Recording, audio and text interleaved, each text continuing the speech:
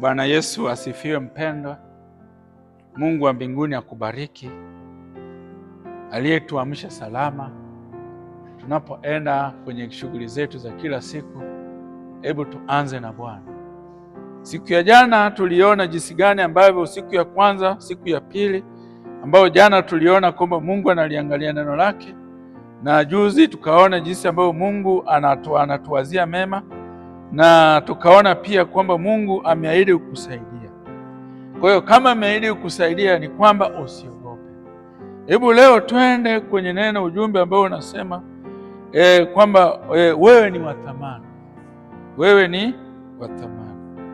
Kwa hiyo ukisoma kitabu cha Isaya 43 na ule mstari wa 4 nasema, kwa kuwa ulikuwa wa thamani machoni pangu na mwenye kuheshimiwa, nami nimekupenda, na kwa sababu hiyo nitatoa watu kwa ajili yako na kabila la watu kwa ajili ya maisha yako. Usiogope, maana mimi ni pamoja nawe. Nitaleta wazao wako hata kutoka mashariki, nitakusanya toka magharibi.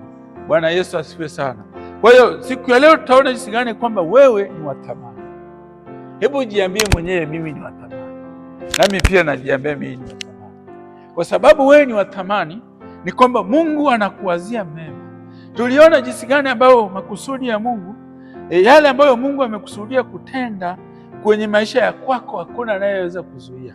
Kwa hiyo tunaona jinsi gani ambayo Mungu anatukumbusha kwenye Isaya 43 mstari wa 13 ambayo inasema hivi: naam, tangu siku ya leo mimi ndiye, wala hapana awezaye kuokoa katika Mungu. Nami nitatenda kazi, naye ni nani awezaye kuzuia? Kwa sababu Mungu anakupenda, kwa sababu wewe ni wa thamani. Haijalishi ulizaliwa kwenye mazingira gani, lakini tambua kwamba wewe ni wa thamani. Mungu anakusudia ukutendea. Nikutie moyo kwamba usiogope wala usifadhaike. Hata kama utasikia maneno mengi, hata kama utasikia kitu gani kinaendelea, hata kama unaona dalili ya kwamba hamna chochote, lakini amini kwamba wewe ni wa thamani na Mungu ana makusudi kwa ajili yako, na alichokusudia ukitenda hakuna awezaye kuzuia. Mungu akutendee kwa jina la Yesu, kwenye kazi yako, kwenye biashara yako, kwenye familia yako, kwenye masomo yako, kwenye maisha yako ya kila siku, kama ni ofisini, kama ni kwenye biashara, kama ni kwenye mifugo, kama ni popote ambapo natamani Mungu atende, basi nakuombea kwa Mwenyezi Mungu akutane na atende aliyokusudia katika maisha yako, katika jina la Mungu Baba na la Mwana. Na unapoenda kazini siku ya leo, unapoanza na Bwana, Mungu akuonekanie kwa jina la Yesu. Uone wepesi unapokwenda, uone baraka unapokwenda, uone miujiza unapokwenda, na Mungu wa mbinguni akubariki. Na tuombe. Mungu Baba Mwenyezi, muumba mbingu na nchi, ninakushukuru kwa ile huyo mtu anayenisikiliza. Haijalishi yuko mbali, lakini bado unaweza ukafanya jambo kwa ajili yake. Wewe ni Mungu ambaye si wa mbali wala si wa karibu. Ni Mungu ambaye uko popote, mahala popote. Ninaomba mnyoshee mkono wako huyo anayekuhitaji.